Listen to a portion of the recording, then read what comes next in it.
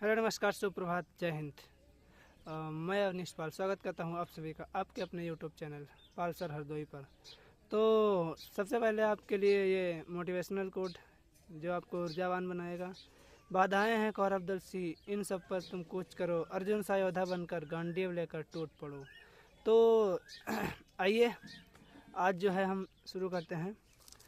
आज के जो है एक्सरसाइज चल रही थी हमारी ये 3.1 और जिसके कि 5 क्वेश्चन जो है पहले के 5 जो है पार्ट हो चुके थे। अब जो है हमको इसका जो है छठे पार्ट से स्टार्ट करना है और आज जो है पहले क्वेश्चंस के जो है सारे पार्ट कंप्लीट हो जाएंगे। इसके बाद में दूसरा क्वेश्चन और बाकी जो है क्वेश्चंस बचेंगे उनको जो है लास्ट पार्ट में हम कंप्लीट कर देंगे। तो आइए शुरू करते हैं। सबसे पहला सवाल है, 5 वर्ष बाद जैकब की आयु उसके पुत्र की आयु से 3 गुनी हो जाएगी। 5 वर्ष पूर्व जैकब की आयु उसके पुत्र की आयु की 7 गुनी थी। उनकी वर्तमान आयु ज्ञात कीजिए। तो हम वर्तमान आयु हमको ज्ञात करना है, तो हम मान लेते हैं उनकी, माना कि जैकब की वर्तमान आयु x वर्ष तथा उसके पुत्र की वर्तमान आयु y वर्ष है। ठीक है। तब प्रश्नानुसार प्रश्न क्या करता है, पहली शर्त क्या बताता है, या इसको फर्स्ट शर्त भी कह सकते हैं। ठीक है, फर्स्ट शर्त क्या कह रहा है कि 5 वर्ष बाद जैकब की आयु उसके पुत्र की आयु से 3 गुनी हो जाएगी।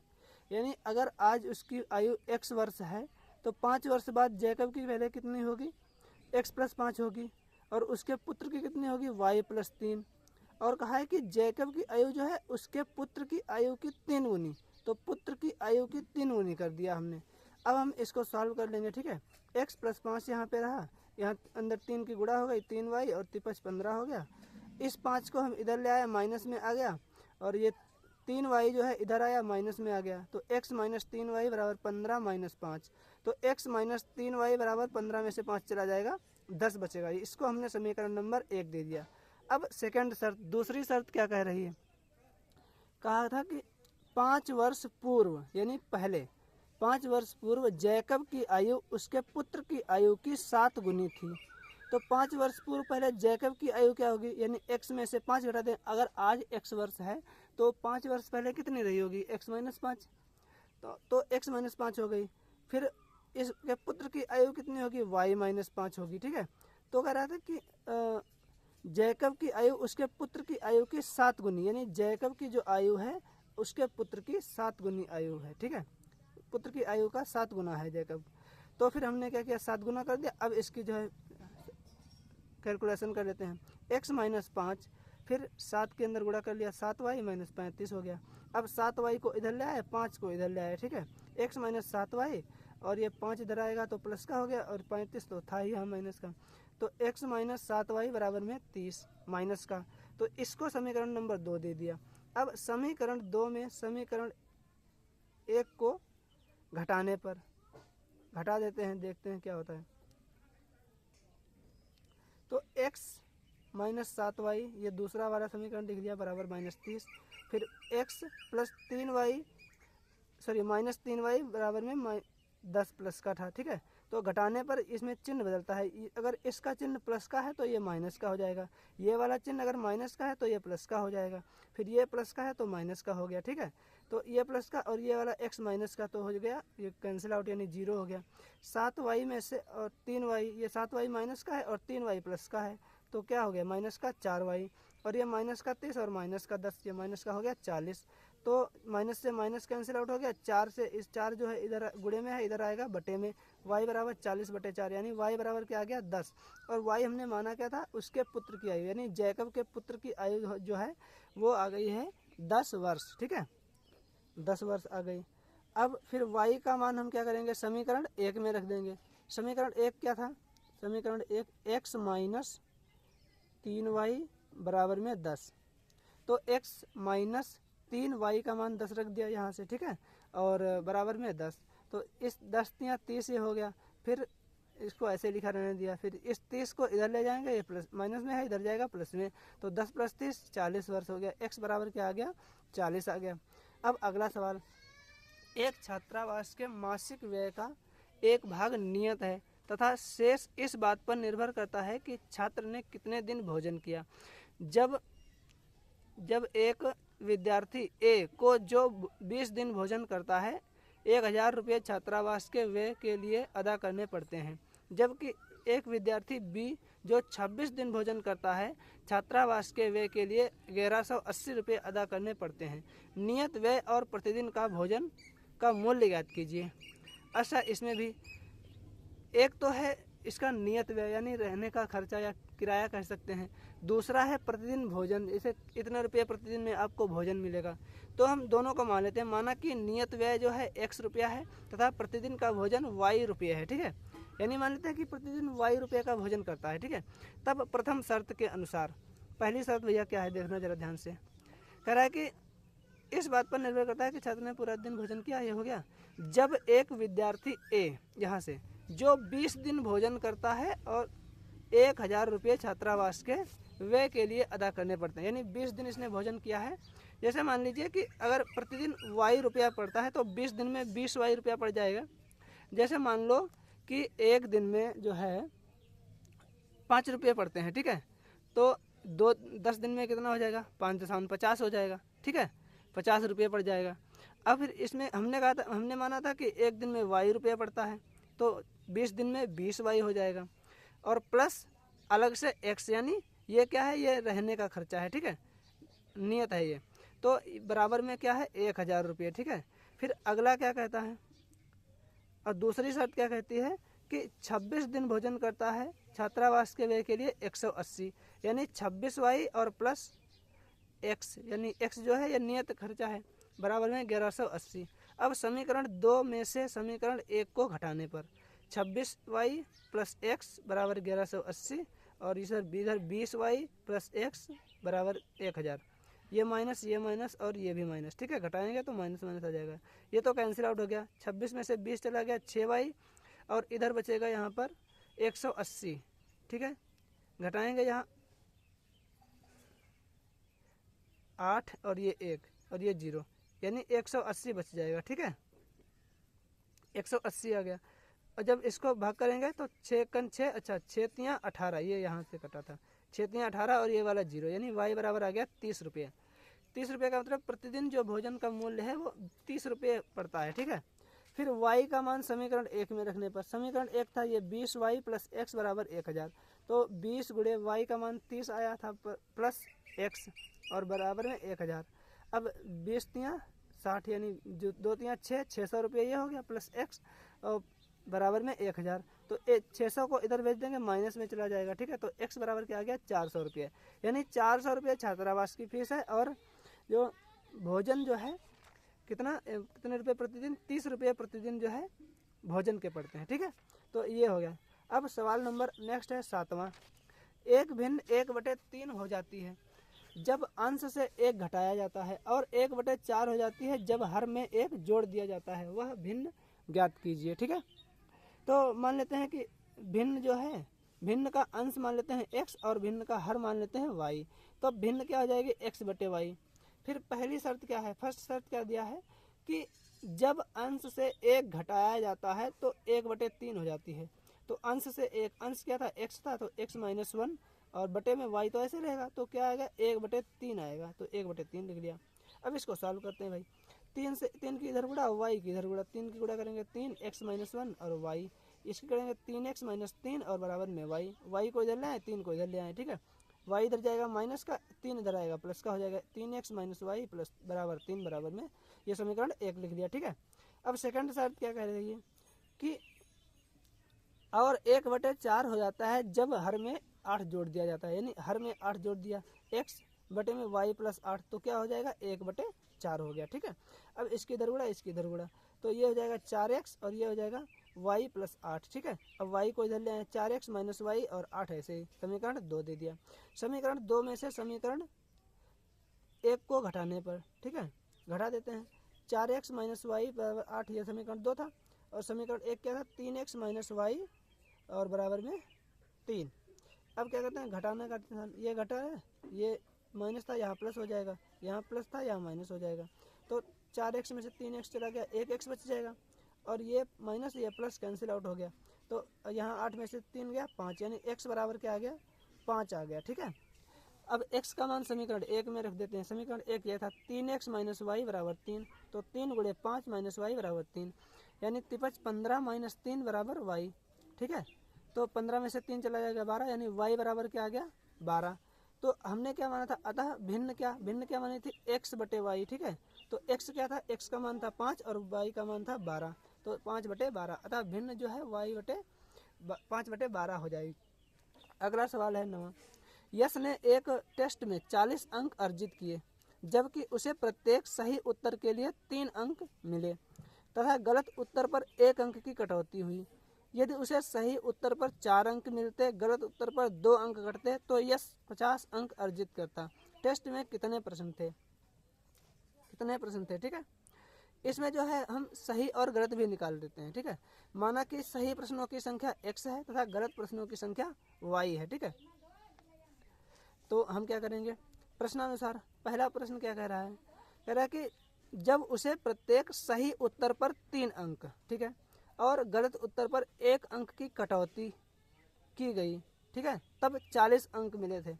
तो सही उत्तर पर 3 अंक यानी 3 और प्रश्नों की संख्या सही x, तो सही प्रश्नों की संख्या और गुणे में 3, क्योंकि 3 अंक मिल रहे हैं एक पर, तो 3x हो गया।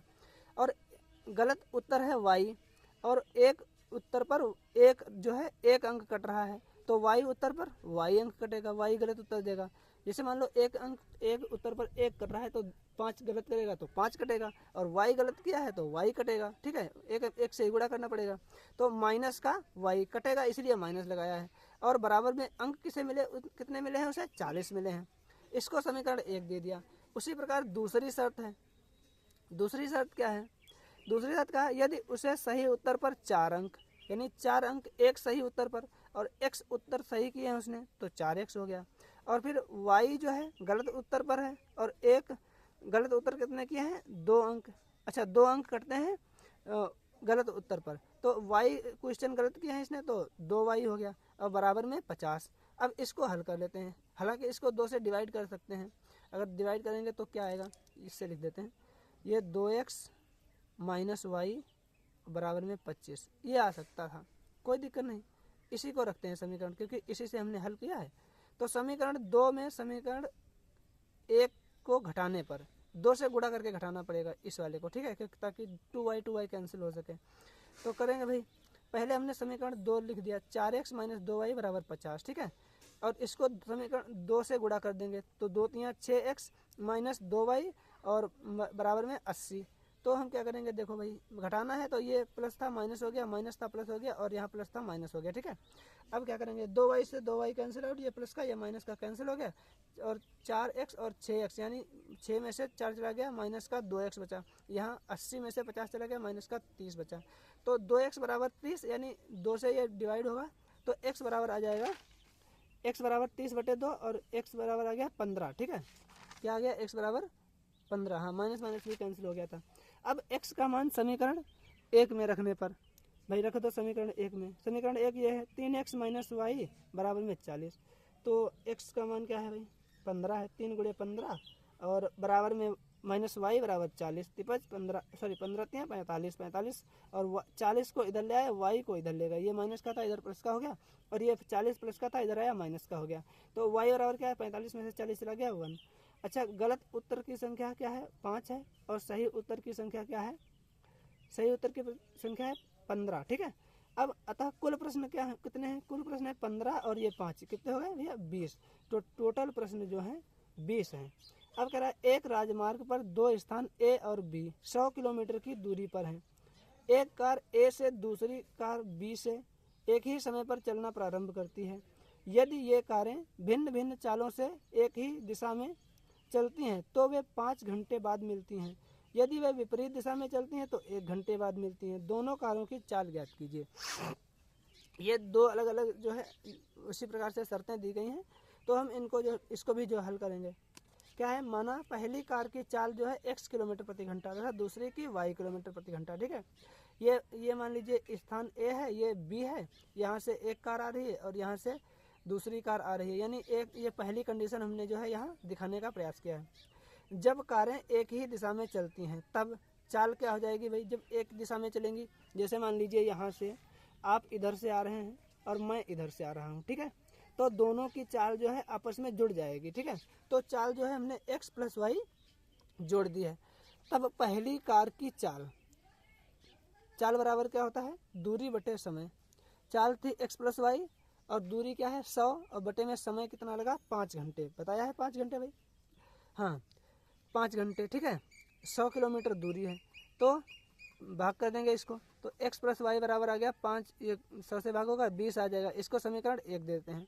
तथा दूसरी कार की चाल दूरी बटे समय, चाल क्या होगी, अब जब विपरीत दिशा में जाएंगे, जैसे मान लीजिए आप इधर जा रहे हैं, ठीक है, इसी में वैसे एक मान लीजिए इधर जा रहा है और एक इधर जा रहा है, ठीक है, तो क्या हो जाएगी भाई, चाल घट जाएगी, तो घट जाएगी तो x माइनस वाई, तो और 100 बटे में कितने घंटे बाद मिलते हैं, 1 घंटे बाद, तो 1 घंटा, समय जो है 1 घंटा लगा। x माइनस वाई बराबर 100, इसको समीकरण नंबर क्या दे दिया, 2 दे दिया। अब समीकरण 1 और समीकरण 2 को जोड़ देंगे, ठीक है, जोड़ दे भाई। समीकरण 2 है x माइनस वाई बराबर 100 और x प्लस वाई बराबर 20, ठीक है, क्या हो जाएगा, ये माइनस से प्लस कैंसिल हो गया, 2x बचा यहाँ और यहाँ हो गया 120 जोड़ा है, तो 2 से जब कट जाएगा तो x बराबर आ गया 60 किलोमीटर प्रति घंटा, यानी जो पहली कार की जो चाल है 60 किलोमीटर प्रति घंटा है। अब x का मान समीकरण 1 में रख देंगे, क्या हो जाएगा 60 प्लस, यानी x प्लस वाई था, x प्लस वाई बराबर 20 था, तो 60, x का मान 60 है प्लस y बराबर 20, 20 को इधर लाएंगे माइनस में, 60 माइनस 20 यानी 40 किलोमीटर प्रति घंटा। दूसरी कार की चाल जो है 40 किलोमीटर प्रति घंटा आ गई। अब देखते हैं अगला सवाल, कह रहा है कि एक आयत का क्षेत्रफल 9 वर्ग इकाई कम हो जाता है यदि उसकी लंबाई 5 इकाई कम कर दी जाती है और चौड़ाई 3 इकाई बढ़ा दी जाती है और चौड़ाई 3 इकाई बढ़ जाती है। यदि हम लंबाई को 3 इकाई और चौड़ाई को 2 इकाई बढ़ा दें तो क्षेत्रफल 67 वर्ग इकाई बढ़ जाता है। आयत की विमाएं ज्ञात कीजिए। माना आयत की लंबाई x तथा चौड़ाई y है, ठीक है, तो पहली शर्त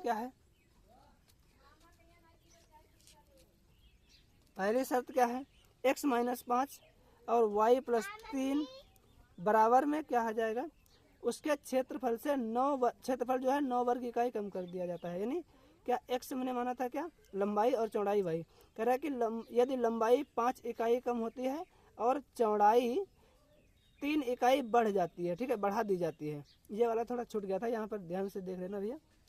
तो हमने क्या किया, लंबाई को जो है 5 कम कर दिया और चौड़ाई को 3 बढ़ा दिया, तब क्या है क्षेत्रफल जो है 9 वर्ग इकाई कम कर दिया, यानी घटा दिया, ठीक है। तो इसकी गुणा कर लेते हैं, एक्स वाई हो जाएगा, इसकी करेंगे 3x और वाई में 5 की करेंगे तो 5y माइनस का और 3 बचे 15 माइनस का, X Y minus 9, X Y से x Y cancel, 3x minus 5y और इस 15 को इधर ले गए प्लस का हो गया माइनस का 9, यानी 3x माइनस 5y बराबर 6, ठीक है। अब दूसरी शर्त क्या है, यदि हम लंबाई को 3 इकाई और चौड़ाई को 2 इकाई बढ़ा दें तो क्षेत्रफल 67 वर्ग इकाई बढ़ जाता है, ठीक है। तो लंबाई को 3 वर्ग इकाई और चौड़ाई को 2 वर्ग इकाई बढ़ा दें तो जितना भी क्षेत्रफल आएगा, आयत का क्षेत्रफल होता है लंबाई गुणा चौड़ाई एक्स वाई, और इसमें क्या बढ़ जाएगा 67, ये 67 जो है प्लस कर दिया। अब फिर से इसकी गुणा कर लेंगे, एक्स वाई आ गया, ठीक है, और x की गुणा इसमें 2x और इसमें करेंगे 3y और फिर इसके 3 दूनी 6 और ये x y plus 67, x Y से एक्स वाई कैंसिल आउट हो गया, 2x प्लस 3y और इस 6 को इधर ले आएंगे, ठीक है, 67 माइनस 6 क्या आ जाएगा 61। अब ये 2 समीकरण बन गए। अब इन समीकरणों को जो है हल कर लेंगे, ठीक है। क्या करें, समीकरण 1 में कर लेंगे 2 से गुणा और समीकरण 2 में कर लेंगे 3 से गुणा, तब जो है इस ये वाले जो हैं चर x चर जो है बराबर हो जाएगा। लिखते हैं भाई, समीकरण 1 में 2 से तथा समीकरण 2 में 3 से गुणा करके घटाने पर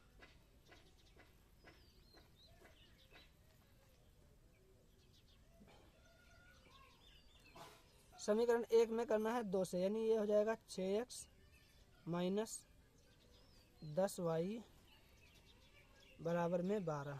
ठीक है, इसमें करना है 3 से, यानी 3 दूनी 6x प्लस 3 तियां 9y बराबर में 3 एकम 3 और 3 18। ठीक है, इसको घटा दें, ये कैंसिल आउट, ये माइनस माइनस 19y और ये घटेगा इधर 1, 8 में से जाएगा 7, 1। ठीक है, तो ये आया है, यहाँ ऊपर लिख रहे हैं 19y बराबर में 171, y बराबर 171 बटे में 19।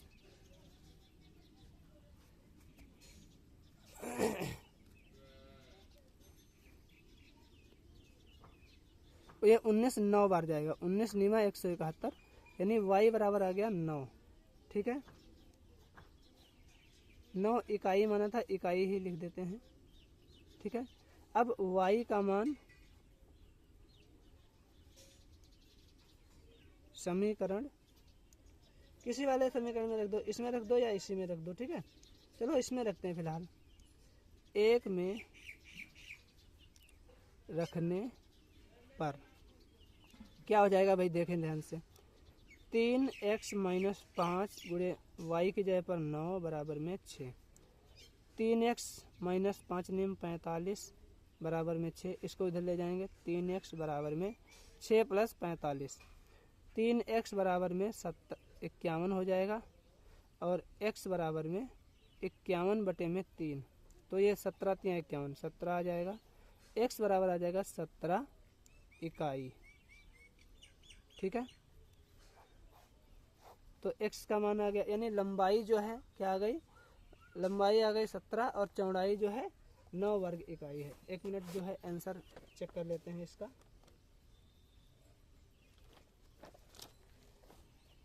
ओके, ठीक है, बाकी वीडियो को भाई आप लोग शेयर अवश्य करें। हाँ ठीक है, बिल्कुल सही है। तो अब जो है बाकी लोग, आप सभी लोग भैया जो है वीडियो को शेयर वगैरह कर दीजिए करिए, बाकी अपने दोस्तों को शेयर करें। ओके, स्वस्थ रहें, बिंदास रहें। धन्यवाद। जय हिंद, जय भारत।